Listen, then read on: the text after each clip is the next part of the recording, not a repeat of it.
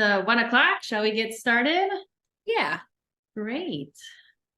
Why don't you get started with just your role and how you got involved in MNI? Yeah. So thank you everyone for being here this afternoon. It's such a pleasure to be able to co-lead this webinar with Lori. We will be presenting the biggest marketing mistakes manufacturers make. I am connected to MNI through my friend Katie McDermott, the manufacturing hype girl. Some of you may know her. I was a supporter of MNI University when she launched it last year, and I'm excited to be a webinar host this year that she brought it back, and excited to be here with Lori. Yeah, I'm excited to be here as well. So real quick about Keystone Click, we are a strategic digital marketing agency. We help our clients build brand awareness and generate leads online. We do that by first by conducting research, and that research helps our clients to better understand their customer. And then we take all the data and the insights that we collect with that research and build a strategic plan and support the full implementation of that plan. And our target audience happens to be industrial manufacturers. So I've given versions of this presentation a handful of times, but Whitney definitely helped throw in some of the newer, more current things that we're seeing in the marketing space right now. And also our new branding. And our new branding, which is beautiful. All right. Okay. So we'll do quick introductions. We just started that a little bit, and we're going to talk about the B2B customer journey and why it's important to take a look at that. We've identified 10 of the biggest marketing mistakes, really focusing on what those mistakes are that we see, but more importantly, how can we fix them? And then we will open up the floor for questions afterwards. All right, so let's start with some introductions. Lori? Yep. So I am the CEO and founder of Keystone Click, as I mentioned. I have 2 podcasts that I host. The first is called Social Capital. I interview professionals globally on the topic of networking and marketing. The second is I'm a co-host of a broadcast for manufacturers, where myself and 2 other broads talk broadly about manufacturing. I was on the board for the Better Business Bureau of Wisconsin for about 8 years. And I'm an instructor with Agency Management Institute, where I teach agency team members how to be better in their account service role. The picture that's on there is actually a picture of my dad, and a lot of people ask why manufacturing for me. Well, my dad was a tool and die maker, and I remember just growing up and visiting the shop that he was in, and just seeing all the cool machines and just watching all the things that were made. And that's just one thing that I'm really passionate about is seeing how things are made and helping manufacturers do a better job telling their story. Awesome. I love that picture too. It's so fun. Thanks. Yep.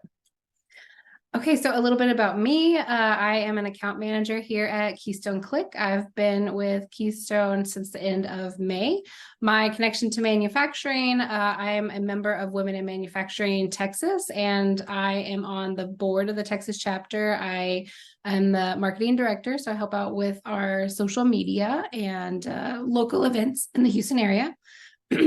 Prior to joining Keystone Click, I was at a family-owned manufacturing company for almost 9 years, working in marketing. So I have a lot of firsthand experience with some of these mistakes that we're going to be talking about.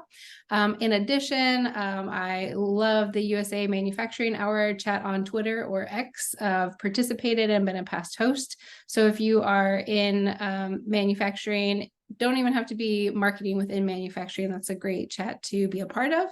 And also the Manufacturing Marketing Mastermind group, I would definitely recommend you check out. So as we go through our presentation today, please feel free to take a photo or a screenshot of whatever stands out to you. And we encourage you to share that on social media and tag us. We would love to know how the information is going to help you. We're on Facebook, LinkedIn, and Instagram, and we just really look forward to seeing what you guys share and what your big takeaways were. Right. So the B2B customer journey, why is this important? I mean, we're all familiar with our own journey of buying products as consumers. There are some differences in the B2B space, but definitely important to take a look at.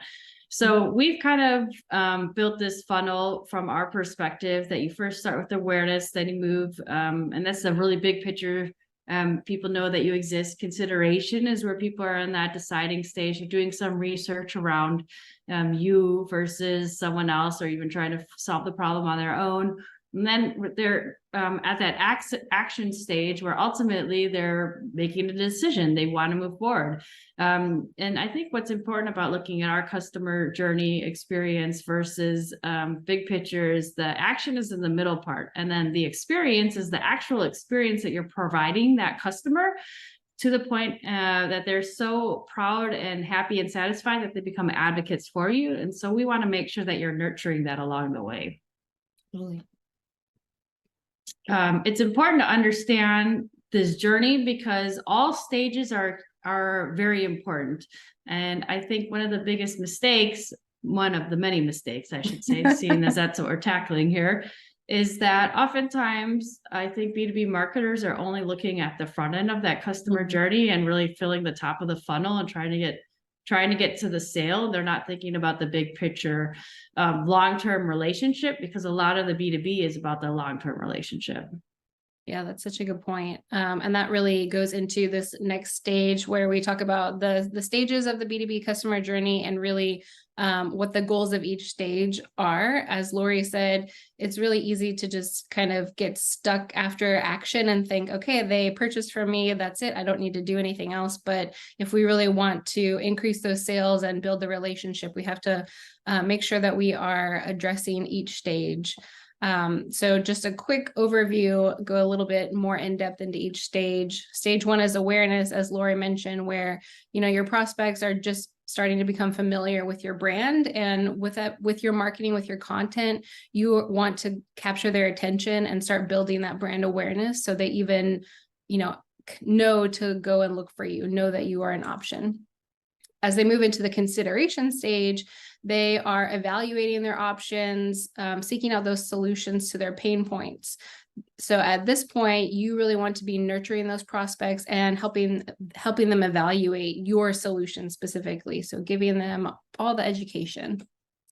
When they get to the action stage, that is when they are choosing to make a purchase or maybe sign up for a service. So this is obviously really exciting. We want to encourage them to take the action to complete your goal. So we want them to choose you. And here is where we often drop off if we're not careful, right? We want to think about the experience after the purchase and work on customer retention, building loyalty by providing exceptional customer experiences after the sale. And when we do that, our desired goal is to have a super enthusiastic customer base who will go out and promote your business to others. And, we want them to become brand advocates for you. All right, let's dive into our 10 biggest marketing mistakes that we see manufacturers making. Okay. So first mistake, the self-centered website. Okay, let's take a look at that here. What does this look like? A lot of what we're seeing manufacturing companies are doing, and it's not just manufacturing companies, a lot of clients we come across do this too, but they talk all about themselves. They're saying, this is what we do. Look at our really cool building. This is all of our machines. These are the specific machines that can do these certain skills. Let's go on to the next one. And they just say, here's a picture of our building. Look at our, the reality is no one really cares about you. What they care about is, can you solve the problem that they have? So let's go on to the next slide there. And we can talk about that. So these are the types of things that you want to look at when it comes to your website. And I like to call it the billboard test to some degree. And what I mean by that is, when you're driving down the freeway, you see a billboard, you have 7 seconds to capture someone's attention. And so you have that same type of time window when someone is first looking at your website. When someone's found your site through Google, or even if someone referred to you and they just went right to your URL, the first thing that they're asking is, can you solve the problem that I have? So that is the first thing that needs to be clearly communicated, that you understand the problem that they have. The second thing that they're looking for is some sort of trust or validation that you can actually do that. And that's where you want to showcase either here's some of the other companies, or here's some case studies, here's some maybe media exposure that we've gotten. And they want to understand the process that you are what's the experience going to be like working with you. And that's where that showing the process is just as important. And then one of the last things that I look at is it clear and obvious how I can take the next step to potentially working with you? And you'd be surprised how many websites we come across that are promoting their services, but they don't make it easy for someone to take that next step, or there's too many buttons and it's too confusing, so it's either, if you want people to request a quote, then have a big button that says request a quote. If you want them to schedule an appointment, then that's all the button should be. Fill out this form, whatever it is, but you want to keep it simple and make it really easy for that target customer to take the next step to working with you. Yeah, clear call to action. It's really important. So the next mistake is ignoring email, and we can go on to the next slide. Now, I know I personally have a love-hate relationship with email, but everyone does. The reality is that there's some major missed opportunities when building your email list or even nurturing. So when we talk about all those different stages of the customer journey, your email can be an extremely valuable tool to help nurture from one phase to the next, especially in that experience and advocacy side of the sales funnel. There's a huge opportunity to continue to upsell and educate and nurture. So one of the things that we do with our email marketing strategy is we actually have segmented lists. And I think this is a big missed opportunity.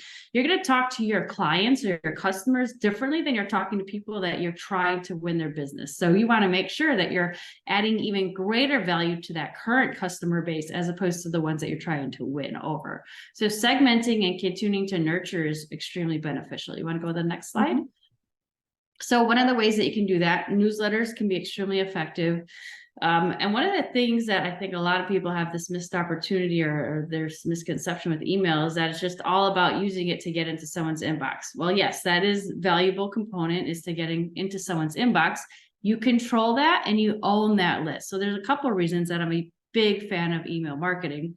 One, you can upload your email list to social media channels. And what you can do with that then is it's going to collect all the demographic information of the email individuals associated with that email address. And you can say, hey, here's 5,000 people on my email list. Go find everyone in a 350-mile radius that has very similar demographics as these people on my email list and put these ads in front of them. So you're able to get in front of what's referred to as a lookalike audience, or other people that look like your current established audience.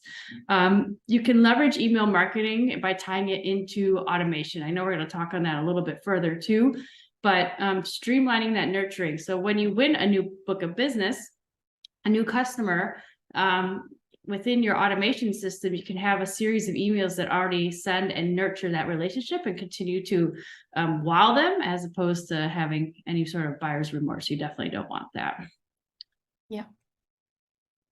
The third mistake is ignoring your credibility. And I kind of lightly touched on this, but let's go on to the next slide here. So a lot of times, especially in the manufacturing space, when I go and tour a facility or talk to a client, I hear these amazing stories, but no one's actually telling them out loud and proud. They're only kind of sharing it on the one-to-one communication.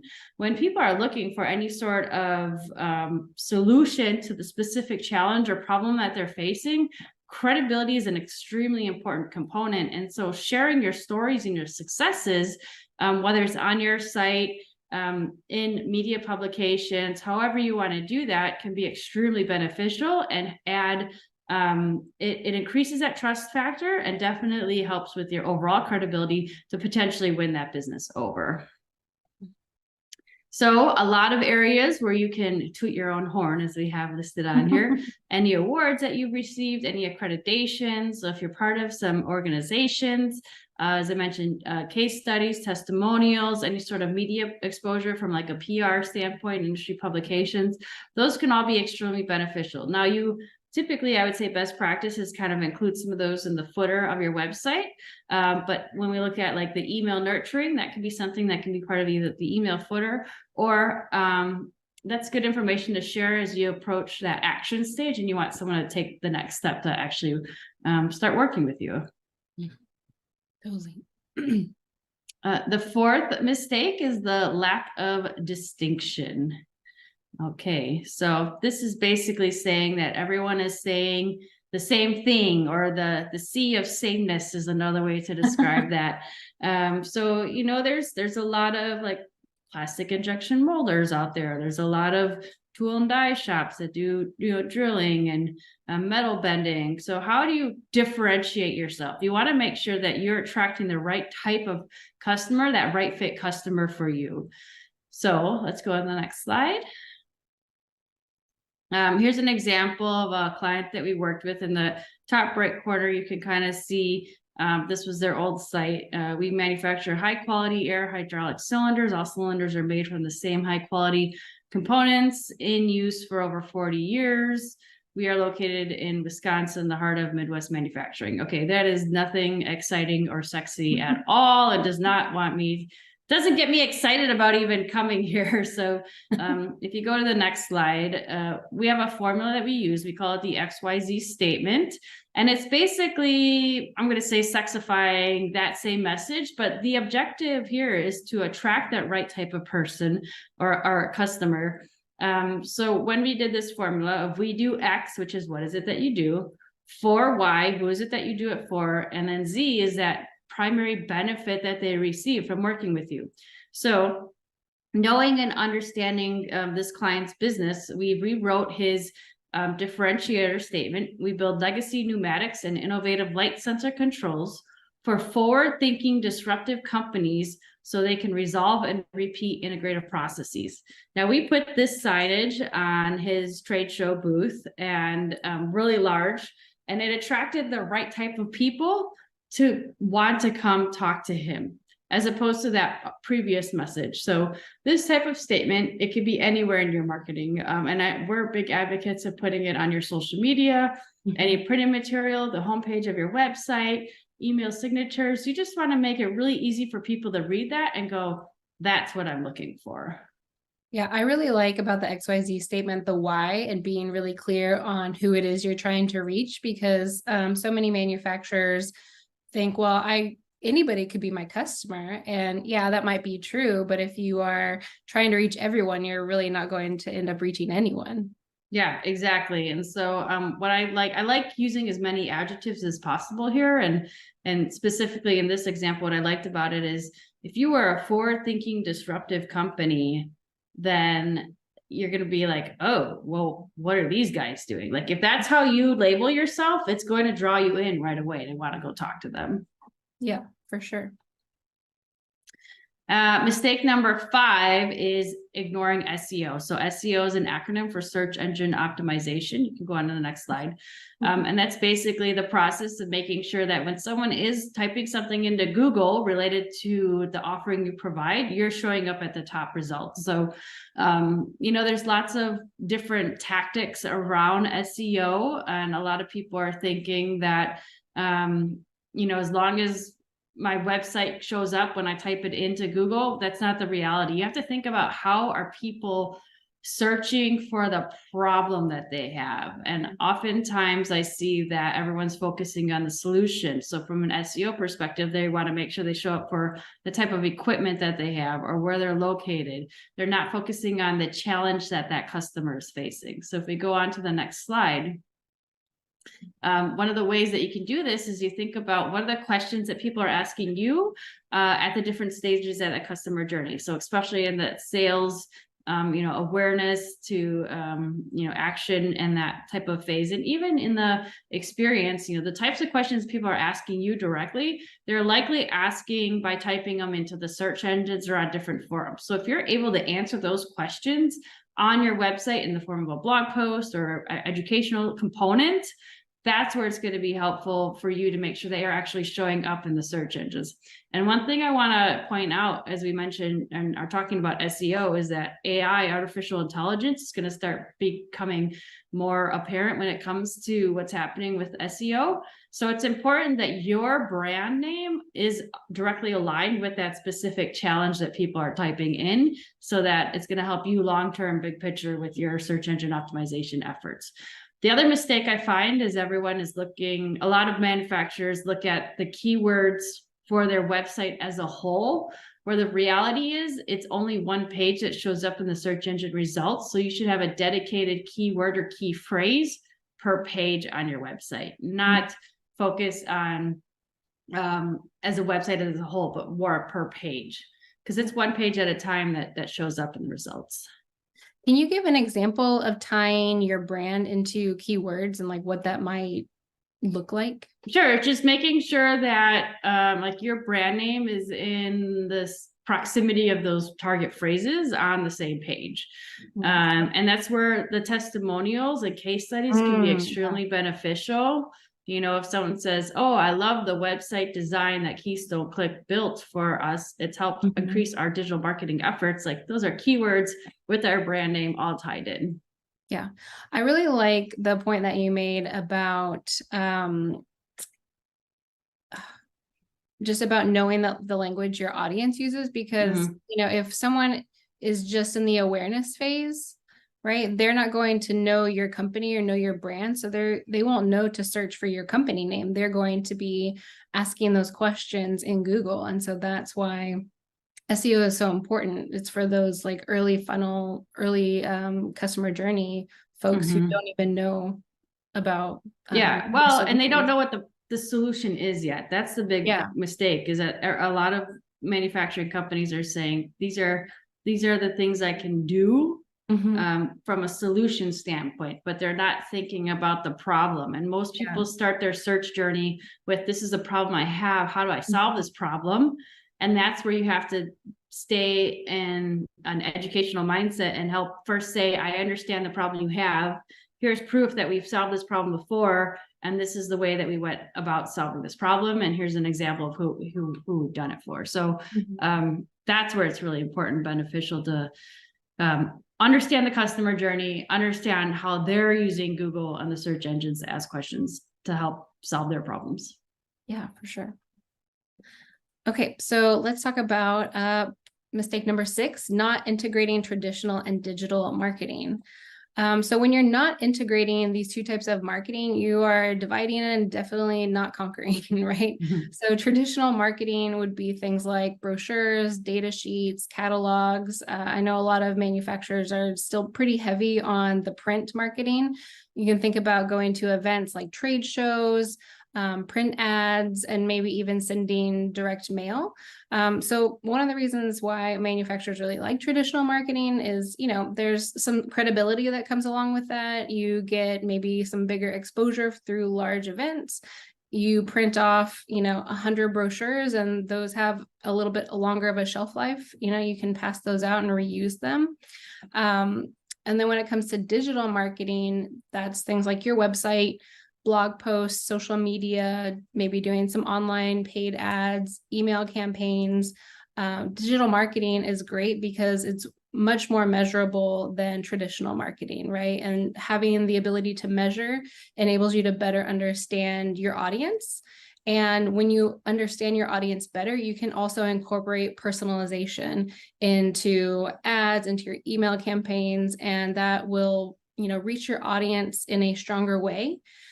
Also, digital marketing tends to have a lower cost. You're not having to pay for printing. If you think about trade shows, if you manufacture really big equipment and you want to take that to a show for demo purposes, that is really expensive in terms of freight and, you know, manpower, having to send that across the country and prepare it for shipping back.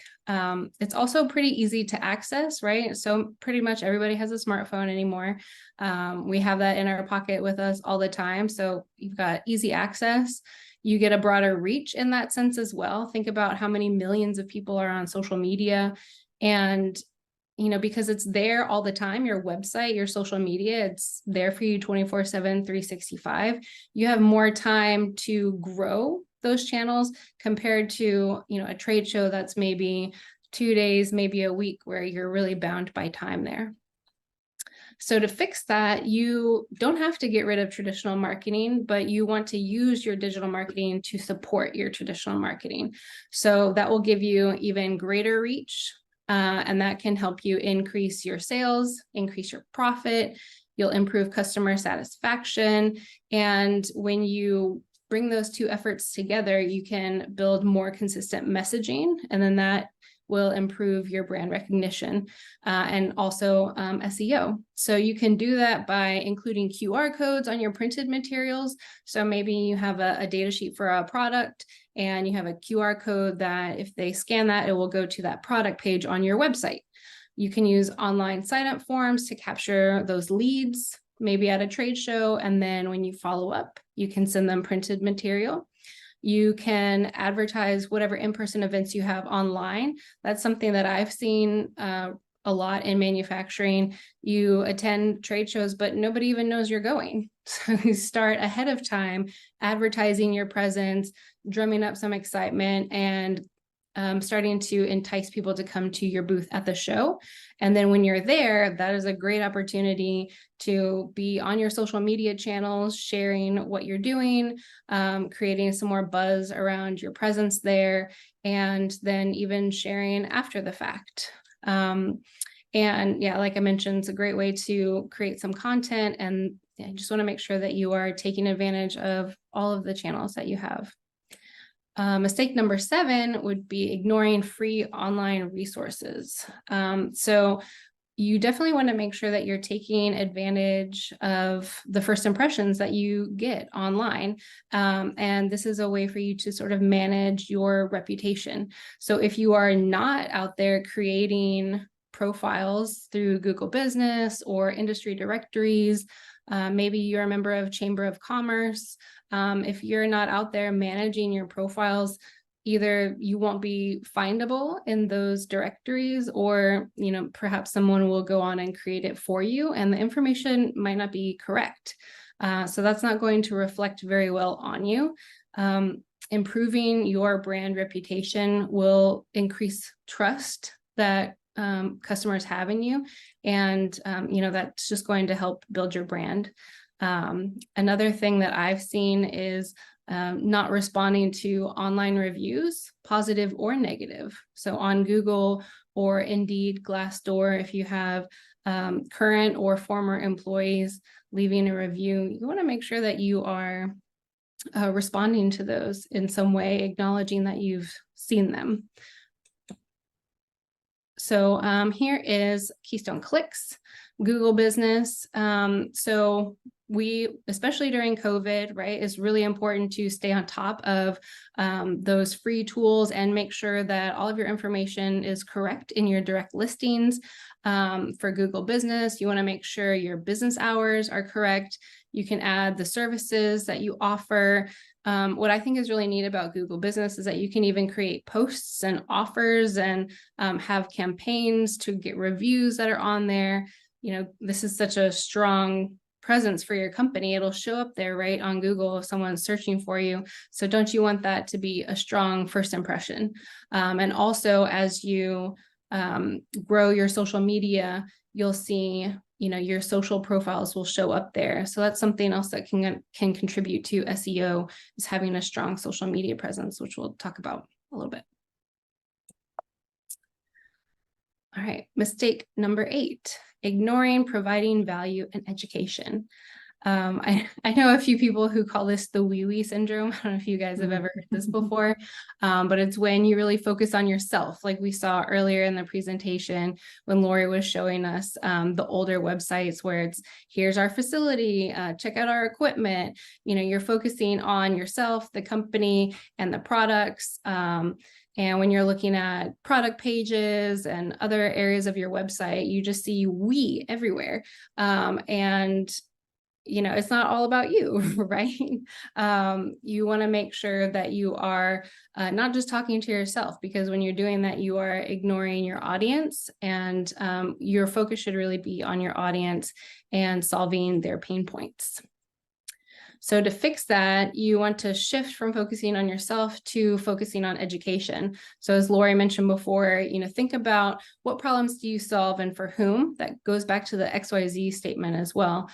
So being really clear on your audience and how you can help them, and then making sure that the content of your website is answering those questions that they're going to Google to find the answers to.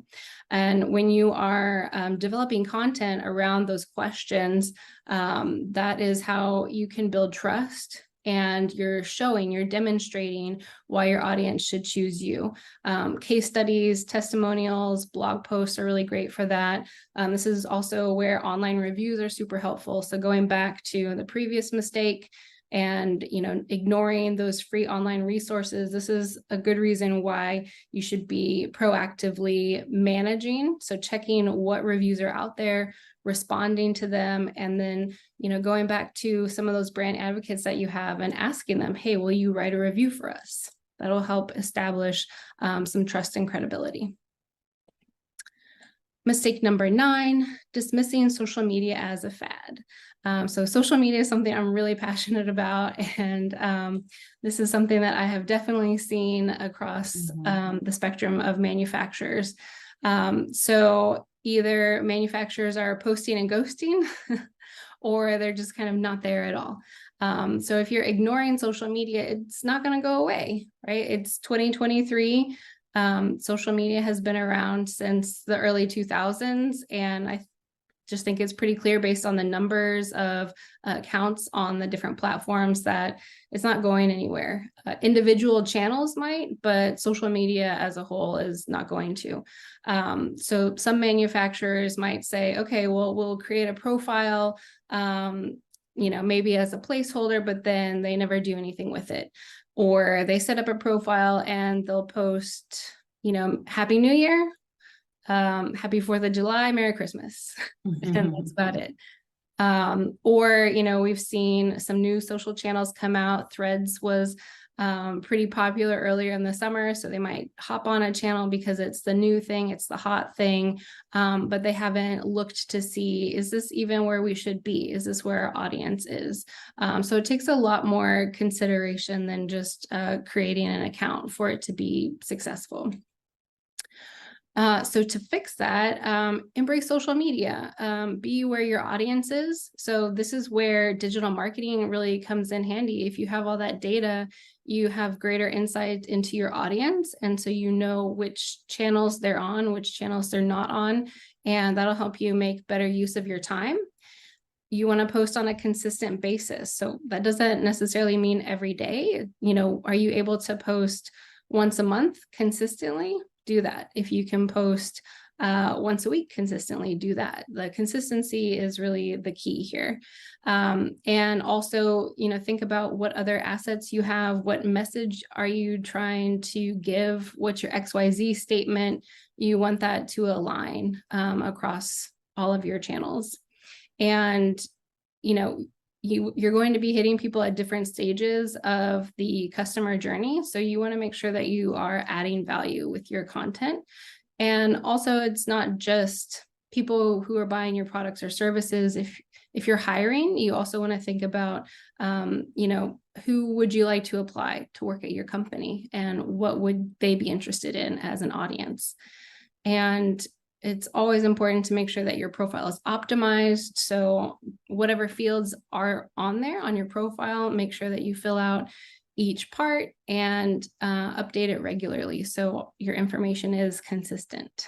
I want to add to that a little bit. One of for some reason, an unknown fear or a fear that people have around this is that you always have to be creating new content from scratch.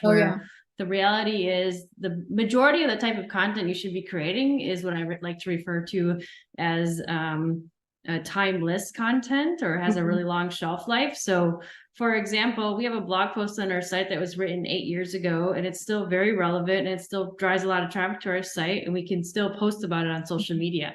And also, most of these social media channels, it's only about like 3 to 5% of your audience that is actually seeing that one post. So there's no rule that says you can only post something once and that's it. We like to reuse a lot of the content, especially if it's high value and it serves a lot of it's timeless. It's going to have a long shelf life. So you can easily craft content and build like a month plan, and then reuse that month plan every couple of months. And then you're saving yourself time and being efficient when you're creating more timeless content as opposed to time sensitive content, which would be more like a product announcement or a trade show announcement type stuff.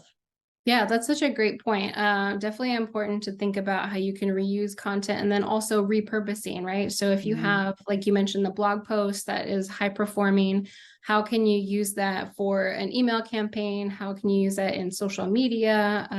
So that way you're not just investing all this time and effort into one piece of content. You're still investing that time, but then it's going to live on and be effective for you for a longer period of time and across different channels. That's a great point. All right. And the last mistake we want to talk about today is not investing in marketing automation.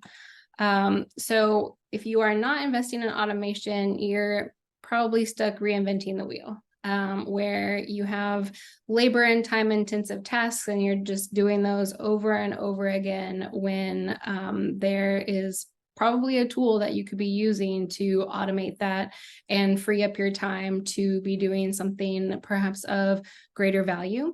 When you are doing things so repetitively yourself, you increase the chances that you're going to be missing something, right? And so you're increasing the opportunity for human error.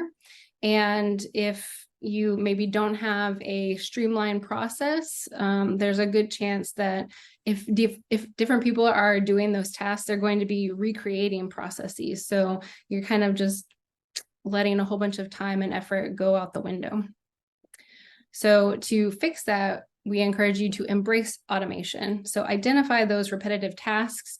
A lot of those come from sales, marketing, and communication, and then lean into some of those automation tools, lean into artificial intelligence to streamline the processes and really take away the time and effort that was required to do those manually.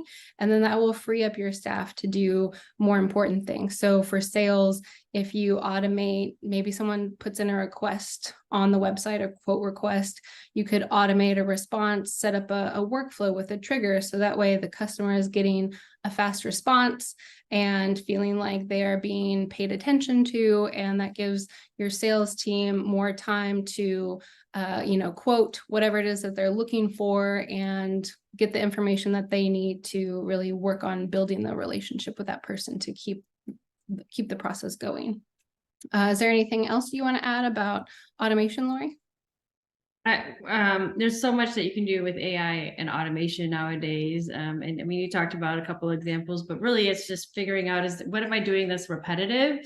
And taking the front end time, which is going to be a little bit of time investment initially, but in the long run, it's going to save you a ton of time so that it's going to give you more opportunity to tackle some of those bigger projects that you want to do, or do more like face-to-face type meetings and creating stronger bonds with your customers from an in-person approach, as opposed to being stuck behind emails and whatnot. So if there's any repetitive opportunities, there's more likely than not a way to automate that somehow. Mm-hmm.